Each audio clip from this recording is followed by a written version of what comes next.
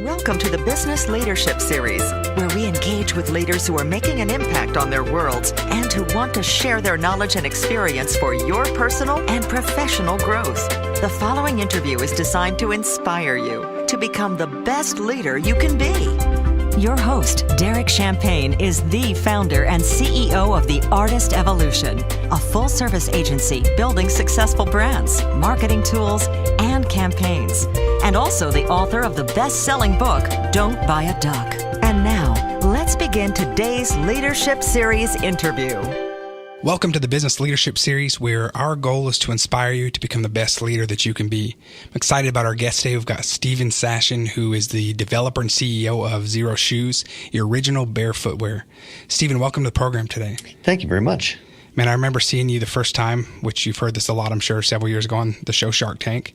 And I've heard that every now and then, yeah. Once in a while. And thought you had a really cool product. Thought you guys handled yourself really well. And we won't stay on Shark Tank the whole time, but I just was fascinated with your story. Will you tell us a little bit? You've been a serial entrepreneur. Tell us kind of about your background and kind of how you got where you are today. Oh, gosh, that's a big question. I've never had a job, at least not one that I wasn't responsible for signing the paychecks. And that is just some weird fluky genetic something. My dad once said to me when I was trying to hit him up for some investment cash for something I was doing, he said, "Why don't you get a job?" I said, "I don't think it would end well for anybody." So that's great. I'm like many entrepreneurs, I'm one of these people who I'm just not qualified to do anything that resembles working for another human being. I hear people do it. It sounds very exciting. The idea of getting to the end of the day and being done and having a thing. What are they called? Weekends? Is that what it is? Having one of those. And wait, there's another one. What's it called? Vacation? Is that it? Yeah, I don't know what these things are. So I just seem to follow the thing that catches my attention that then seems to work. I invented the industry standard word processing software for film and television writers. So, 27 years ago? No, longer. I don't know, a long time ago. Wow. And when did I do that? In 92, so 24 years ago. Is that right? Yeah, wow. That's incredible. Okay. Yeah. And then, and that was because I was getting a degree in film, and the software that existed at the time to do what I was doing was horrible. And I thought there's got to be a better way, which are the 5 most dangerous entrepreneurial words. And started a software company knowing nothing about software and having never run a company. In fact, my day job at that time was doing stand-up comedy. Wow. So I made that work. And then, after that, I was one of the first guys doing internet marketing because it seemed like the obvious thing to do. Did a bunch of things around internet marketing. And then Zero Shoes started about 7 years ago just because I got back into running and was getting injured all the time. And a friend suggested I try running barefoot, which cured me of all of my injuries. And then I started making these little sandals based on a 5,000-year-old design. And someone suggested I take my goofy hobby and turn it into a business with a website. So I rushed home, pitched the idea to my wife, who said it was a really stupid idea. And I agreed. I said, she said it probably won't make any money. I said, yeah, you're probably right. Just a distraction from things we're doing. I said, yeah, that's true. And after she went to bed, I built a website. So, that's kind of the way it happened. And then we were just really lucky. Really, it was the number of things that were just crazy luck, fate, chance, fluke, whatever that led to where we are right now is just astronomical. And we met some guys who met at Reebok 40 years ago, and when it was a quarter of the size of what we are right now, they came and helped us. Our product developer is someone who a friend of ours met while he and the product developer were walking their dogs, and they started chatting. Wow. And it's just been one crazy thing after another. That's amazing. Thanks for sharing that. So prior to jumping into this sandal business, you were internationally known internet marketing expert on SEO, and a consultant, and even co-hosted an Emmy award-winning internationally syndicated TV show. Either you've read my resume or you're stalking me. I don't know if I should. I don't know if I should say yes, that's right, or get a restraining order. Our researchers do a great job, and that gets us in trouble too. So yeah, you're scaring the crap out of me already. That's really awesome. That was on your LinkedIn bio too. So okay, So that's amazing. So tell me about the value. I mean, I think it's obvious, but how did your knowledge of SEO help you in building a website and using technology and in launching social media like you did to have the success you're having now? Yeah, well, after I built the website, much to my wife's chagrin, I calmed her down the next day by saying, look, the people that are ranking for the keywords that I care about are there by accident. And so I can own this in just a couple of months. Wow. And that's exactly what I did. I just did I created content that I just blasted out all over the place. People that were stuff that many people would charge money for, I just turned into PDFs and gave away for free, or put it on the website and gave it away for free, and put it all over social media and gave it away for free. I basically told people how to make our products without ever buying anything from us. And it just so happened, though, that we had better materials at a better price, so there was no real reason to go out and do it on your own. But we just wanted to get the word out and make people aware of what we were doing. Someone taught me a lesson that I loved years and years ago at one of the first internet marketing workshops in the world. He said, making money is easy. Figure out where the money is flowing and get in the way. And that usually means find out where businesses are advertising and take their advertising dollars. But in terms of selling a product, that means find out where the conversations about what you're doing are already happening, and then participate in the conversations. And so that's what I did. And SEO has changed quite a bit, and obviously since 1992 when I first started doing it. Right. But the essence is still the same: create good content, get it in front of people. That's great advice. So you talked about, so when you were in the tank, you turned down an offer from Mr. Wonderful, which is shocking to some people to think of having that opportunity in the first place. It's making more sense to me now that I see your background and understand more about just the level of professional that you're already at and the other businesses you had. But what was that like for you, that experience? And then walking out of the tank, what was that like for you? Well, the show itself is really surreal. It looks like a conversation, but in real time, when you're there, it's just a free-for-all. So one of the sharks will ask you 5 questions, and while you're answering number 3, 2 of the other sharks ask you 5 more questions each. And if you switch to their questions, the first one gets mad, and if you don't switch, the other 2 get mad. And it's and sometimes they're paying attention to you, and most of the time they're not, and they're juggling like repartee with each other and trying to battle it out and find the funniest one-liner that's going to get them on the highlight reel and make them more famous and build their brand. And it was just it was really nuts. Lena, my wife, very quickly realized that this is not a business show on television. It's a television show that is loosely about business.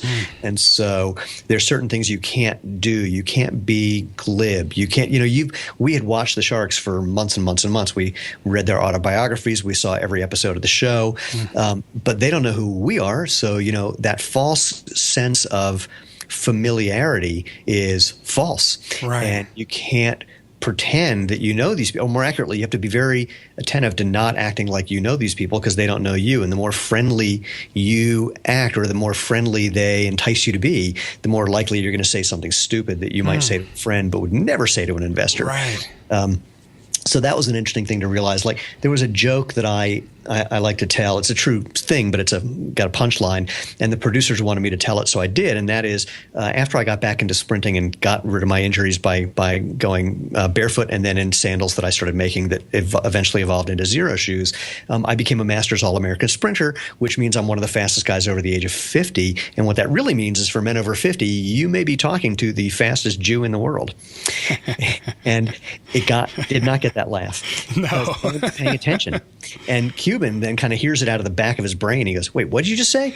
And I said it again, and he chuckled, but I instantly realized, no jokes, because if they're not all paying attention, they could edit it so I say this funny thing, and then they just cut to the Sharks looking at me like, "What the hell is that?" So there's all this kind of craziness that happens when you're involved, when you're in the tank, that's just different than the way it looks on the show. And a lot of these are things you're realizing while you're standing in front of them. Totally in real time. Man, wow, totally okay. In real time. Now, the good news for me is, again, I was a stand-up comic for a dozen years, and so that's what I do, is just kind of riff on what's happening. happening. So I was, the moment we walked out I was thrilled because that's my element. Like, let's talk to people and see what happens. Right. And that part was fun. The offer, Kevin offered us $400,000 for half the company, which was just not going to happen. We forgot that he even made the offer, frankly. And I know that some people freaked out by the fact that we turned down almost $500,000. Right. But it was just a bad deal. We knew that. We had talked to venture capitalists, bankers, people who had sold footwear companies, people who bought footwear companies, people who invested in footwear companies, and we knew what the value, the range of valuations were for those different kinds of buyers and sellers. And we walked in with a number that we were comfortable with, and we were negotiable, but we were just not on the same page. Sure. So walking out, frankly, it was just totally nerve-wracking because that how do I want to put this?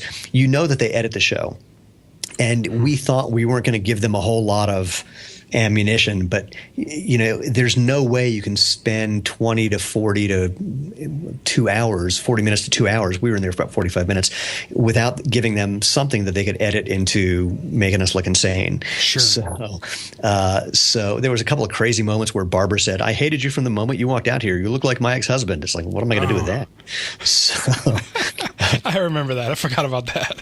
yeah, it's like I tweeted to her on the night of the show. I said, "You should have invested. I would have used some of that money for plastic surgery." So, the few, like Cuban and I got into an argument about email open rates, which was really obscure, but they could have made that look really weird. And, every objection that the Sharks had, we hit out of the park so far that at one point, Robert jumped out of his chair. You don't see this on the show. He jumps out of his chair and yells, "You have a perfect answer for every question." And I just looked at him kind of incredulously. I said, "This is our business." Right. So, but all that said, they tape more segments than they air. So, and they don't tell you if you're going to air. So we walked out of there not knowing what was going to happen next and just having to wait. And then 2 weeks before we aired, we actually took our first vacation in 3.5 years, and the last one we've taken. And we're in Ecuador visiting friends, and we get an email saying you're going to be on in a couple of weeks. Like, crap, there goes the vacation. Yeah. So, how long was it from the time you shot the show till it actually aired? 6 months. Okay. And it was great for us in every possible way. We did about 3 months worth of sales in the week following the show. The notoriety we've gotten from being on the show has been invaluable. Right. Frankly, trying to get a follow-up, because that show really has, in many ways, I like to say Shark Tank made us rich. Not personally. We still have barely taken, we're taking nominal salaries because we're putting everything we can back into the company because we need more inventory. So, but when we go into retail buyers, they've all seen us on the show, and so that's just been invaluable. Yeah, that's powerful. Yeah. So, and you've been recognized. I read somewhere where you were telling me about that. What's that like to be recognized? For your shoes first, and then. Yeah. It's a funny thing. I get recognized in two different ways now. One is people go, "Hey, you're that guy." And that happens all the time. And it's fun, actually. I mean, it's not at a level. If it was increased by like tenfold, I can imagine wanting to put on makeup and hide myself and not be seen. Right. But it's just enough that, it's entertaining. And besides, it helps business. So I'm all for that. Right. What's happened now, though, that's even more fun is people will recognize my shoes and not recognize me. And that one I like even more. That's really cool. Yeah, that's a good sign. Yeah. One of the things about Zero Shoes, I warn people, I go, just so you know, if you don't like talking to strangers, don't wear these shoes because they will stop you and ask you about your shoes. And in fact, it's funny. There was a guy, our VP of sales was walking through a mall just a couple hours ago to get lunch, and someone literally stopped him in the mall and said, "You know that website is down right now, right?" It's just like, holy moly! That's crazy. Yeah, we launched a new product. We were having website problems. Right. They're all fixed right now, thankfully. But it's outrageous. The other thing that's funny is I've done a lot of YouTube videos, and so if I'm at a high school track meet, there'll be half of the high school kids who go, "Hey, Shark Tank guy," and the other half who go, "Hey, YouTube guy." Yes, is that the spoof ones you do? Is it? Mostly the spoof stuff. Yeah, I watched some of those today. Those are hilarious. And I said, this guy's having a great time with this. It's interesting he would do that. And now understanding your comedic background, it makes more sense. But they were a blast. Thanks. We've got a lot more planned that are really fun. We're actually shooting one in a couple of weeks that I'm really looking forward to, it's one of the things that one of the reasons we're raising funds is to get enough cash to just shoot all the video we want to do over the next year, because it's really great for just letting people know about the brand in a way that's non-invasive and not hitting you over the head, and actually kind of share worthy, not just me. And that's been really powerful for your brand, has been your word of mouth and the viral value. Absolutely. What have you seen with I mean, obviously since 92, there's in the emergence of social media, which is our company is in that space too. Is right. What has that done for you? What are some huge success stories you've seen as far as how social media has had a great movement for your brand? Well, the shit barefoot runner say video, which is in the shit people say meme. Yes. In fact, my wife said to me, "You should make one of those." Now, I can't think of any reason to. And the next morning, I thought of the first joke, and then it just went from there. And so I went and shot that with a little Kodak ZI-8. Took about 20 minutes to shoot and about a couple hours to edit. And I put it online. And Lena said, how many views do you expect? I went, I don't know. If we get a couple thousand, that'll be cool. And the first day we had 500. The second day we had 5,000. Then the third day we were on the front page of Boing Boing, and all hell broke loose. That's great. That's powerful. Yeah. Yeah, it was fun. And that has just, again, paid dividends over and over and over and over in that amazingly lucky, non-reproducible way. So the other thing with social media, I'll tell you, I'm going to answer your question differently than you asked. The biggest thing that social media has done is just sucked up our time like there's no tomorrow. So it's an amazing thing. If you remember the early days of email, if you got an email and you responded to someone within 24 hours, they were amazed. Right. And now if it takes more than 24 seconds, they get mad at you. Right. And it's a similar thing with social media. People will post something on some obscure page or someone's Twitter feed or some really wacky place and not tag you properly, and then get mad when you don't find and respond to their thing that they just said. Wow. So people will they'll go out of their way to post something on social media rather than like call your customer service department and get a fast and easy answer. Right. Or if you actually look for, it's not just me. If you look at any brand social media account, especially all the Q&A, you'll see that it's like the same questions just over and over and over. No one wants to actually read. They just want to be the first to post the same thing that people have been posting for ages.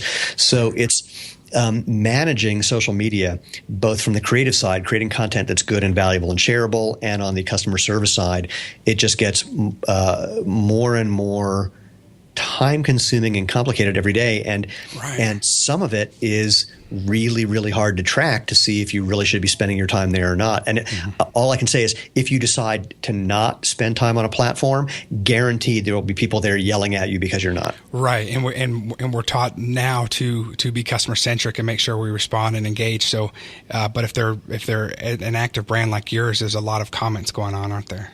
It's a lot, and most of the platforms are really not set up with interfaces that make it easy to respond to those. Right. So it's a real challenge. And I mean, we're a small company. There's 12 of us right now. I know people who have 5 times as many people as our entire company just for responding to all the questions on social media. Yeah, that's a full-time job. It's crazy. But you almost have to. I haven't heard quite that perspective on it. So thanks for sharing that angle. That's a great point. It's great to be able to engage and hear feedback, but you've also got to have a team that can respond. And if you don't respond, they're not happy. No. And the thing that, I remember years ago in the very early days when maybe even before I started the company, or maybe right afterwards, I'm not sure. I have a fake persona that I created, a guy named Bob Tzu, TZU. He's the long-lost American cousin of the Chinese philosopher Lao Tzu. And Bob taught Lao Tzu everything he knew, and that became Taoism. And then Bob kept whatever was left, and that became Daoism. And that's great. Thanks. And so that's a setup for, I'm at this big social media conference put on by American Express, And the person on the panel was saying something about how, it's all about being personal. It's all about you being authentic. And I said, yeah, that's not true, because I have a fake person who's got 100,000 followers, at least did at the time. And I could train anyone to be that guy. And I could train anyone to be me if they really spent the time to learn what I knew, enough of what I knew, and to get my voice. They could get 90% of it down pretty good. And everyone on the panel was just mortified. No, it's about, you being you. And finally, this one woman in the audience went, no, I need to know if it has to be me, I'm not going to do it. And I need to know if I'm going to hire someone, do I pay them $3,000 a year, $30,000 a year, $300,000 a year? How do I know? And it was really hard to have an answer for that back then, and it's still hard. Right. I think there are a lot of people who don't know if they're making money with social media or not. Yeah, it's one of those things that we've seen as well that businesses are still trying to quantify. They want help with it, or they want to do it themselves, but there's a diminishing return to how much you invest into it. That's right. And then, of course, there's so much demand that I think my neighbor's dog is now a social media consultant. It's almost like real estate in 2007, 2008, and the stock market in 1999. I mean, everybody's a social media expert now. Mm-hmm. Yeah, you're right. So let me ask you a little bit about your early days. So I love that this product, that this brand you have now, it came out of a need that you had, right? So you were experimenting with running barefoot, and tell me a little about that. And then I'm really curious to know when you said, I think we're on to something bigger here. What happened for you that made you think this is something we need to explore on a bigger level? Yeah, that part was day one, but I'll come back to that. Okay. So the short form with the whole idea of barefoot running, it's not about being bare in your bare feet. It's about using your body naturally. So your feet are designed to bend, to flex, to feel the world. You have more nerve endings on the bottom of your feet than anywhere at your fingertips and your lips, and that's not an accident. You're supposed to use that. You're supposed to feel things. That helps with balance and agility.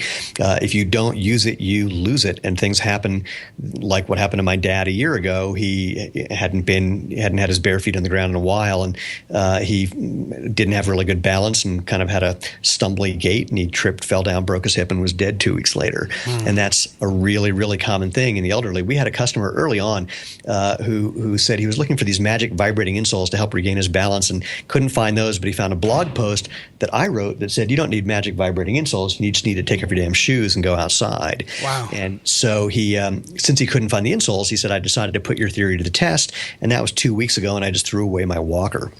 And it's not that this is an issue for elderly people. It's an issue for all of us. If you don't let your feet bend and move and flex the way they're supposed to, that function tries to move up into your ankle, your knee, your hip, your back, all the way up to your head, which are not designed. Those joints aren't designed for that function, and that can cause all sorts of problems and pain. So this is all about just getting back to using your body the way it's supposed to. The modern motion-controlled padded running shoe, it's about 45 years old, and there's literally been no evidence whatsoever presented to show that it helps reduce injuries or improve performance. Zero.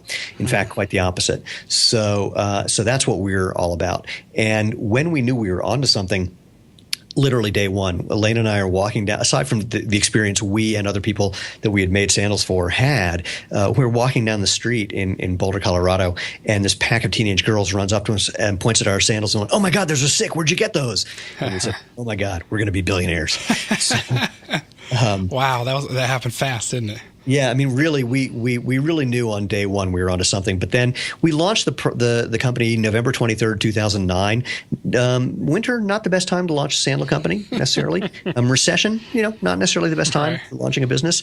But by January, it was our full-time job. Wow. By August or July, we're sitting there with those Reebok guys that I mentioned who are helping us design products and helping us plan a business. And it just kept growing and growing and growing. So the biggest thing is we would just get orders. We'd get an order from someone who was maybe the barefoot runner, and then a week later we get another order for the rest of the family. And that's what really let us know that there was a there. Wow, that's incredible. Thanks for sharing that. Mm-hmm. So tell me, what's your proudest accomplishment that you've had? Oh, wow. That's a really interesting question. Pride is not one of my things. So, but I'll say there's two that pop into my mind to answer that. One is I came into this without a background in footwear or shoe design, but my skill set is sort of looking at things and identifying what the core causative factors are. Like, what's the real thing that's happening here? And I'm actually really good at understanding movement. When I was in college, my undergraduate thesis in cognitive psychology was cognitive aspects of motor skill acquisition. I have a knack for understanding movement. And so for whatever reason, I started designing. When I started coming up with the designs and ideas about footwear, I have now friends who have been designing footwear for 40 plus years, and they treat me like a peer. And I really like that. So I'm kind of proud of that one. And the other one is my wife and I started this company without knowing each other as working people, let alone working together people. Wow. When we got together, I had some investments that had been doing really well, and we were retired for the first 9 years that we were together. And when we started the business, we never talked about it. We just did it. And we're a really good team. She's a great finance and ops person, and I'm a marketing product guy. And working together has been the most satisfying thing of my life. So it's not necessarily something I'm proud of. I'm just so grateful. And watching how Lena has just grown as a business person is one of the most amazing things I've seen. I'm still the same, doofus that I've been all along, but she's really, stepped up, and it's amazing to watch. Wow, that's really cool. That's a great answer. So what does success look like for you? How do you measure success? Well, when you're visiting me on my island, then we can. I don't have a clue. The footwear industry is a really interesting, very competitive business, and one mark of success, I'll say, is that one of our competitors contacted one of our large retail accounts and had our order canceled. So they were a little nervous, and I like that. So there are a number of things. We feel very, very strongly about this whole idea of natural movement, and we really want to make that a thing. Do I harbor the illusion that we'll be able to change the world and have all people wearing footwear that's good for them? No. Can we make a big enough difference, hopefully beyond the Whole Foods Tesla driving crowd? Yes. Right. What's that number going to look like? How's that going to play out?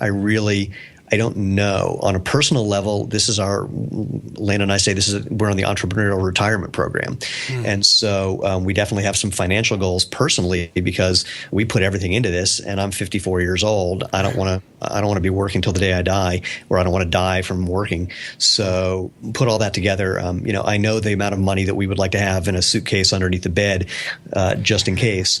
And frankly, our company's already valued at much more than that. So, but we have a lot that's on our list to do, and I've got a couple ideas that are really, really industry shaking if I can do them. Well, again, whether they would actually change the industry. Actually, I know they would not change the industry, because I've seen products that have that possibility, and the vested interests have too much invested in their interests. So they're not going to change everything they're doing just because someone comes up with a better idea. But nonetheless, I want to get these. I've got a couple ideas that I would really love to get out of my head and onto people's feet and see what happens. Because I don't know anything about footwear, I've come up with some ideas that are a little unusual. Wow. Thanks for sharing that. So, you've done so much. You've had a pretty diverse career and had many accomplishments. But what is it? Is there anything on your bucket list you've yet to do? Just either professionally or for fun? Climb a mountain, take a nap, take another vacation. I want to hang out with gorillas and chimps. Really? Yeah, absolutely. It's literally the only thing on my bucket list is to somehow, get to hang out with chimps and or gorillas. Don't know how, don't know where, haven't gotten that far yet. I know there's a sanctuary in Rwanda that takes people out on trips, but I don't know. I really like that. I like the idea of getting back to being able to take a vacation and hang out with my wife without working or talking about work. That could be fun. I know it has been. And I've got some ideas as a sprinter and as someone who got into sprinting late in life. The way sprinting is currently taught is a little haphazard. And because I have this weird background, having taught everything from gymnastics to Zen archery, and having been one of the early people doing biofeedback, and I've got I have some ideas about how to coach sprinting that I want to connect. There's a couple of people who are currently doing this for the U.S. Olympic Committee. I want to connect with them and try out some of these ideas and see if we can make a difference for people. That's kind of on my list. And the